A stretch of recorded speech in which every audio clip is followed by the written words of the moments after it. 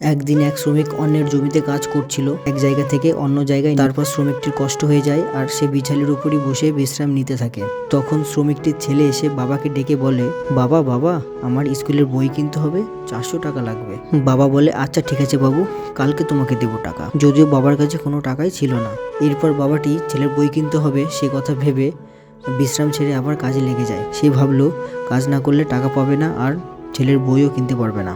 ছেলেটি যেতে যেতে বাবাকে কাজ করতে দেখতে পায় আর সে নিজে নিজে ভাবে, বাবা একা একা কাজ করছে, বাবাকে একটু সাহায্য করে দেওয়ার দরকার। তাই ছেলেটি আবার বাবার কাছে গেল বাবাকে সাহায্য করে দেওয়ার জন্য। বাবা দেখতে পেয়ে জিজ্ঞাসা করলো, তুই আবার এখানে কেন এসেছিস? তুমি একা একা কাজ করছিলে, তাই তোমাকে একটু সাহায্য করে দেওয়ার জন্য আমি এসেছি। কথাটি শুনে বাবা খুব খুশি হলো আর ছেলেটিকে জড়িয়ে ধরলো। এটা একটা ছোট্ট ভিডিও হলেও এর মধ্যে অনেক আন্তরিকতা জড়িয়ে আছে। যদি ভিডিওটি ভালো লাগে তাহলে অবশ্যই লাইক করো।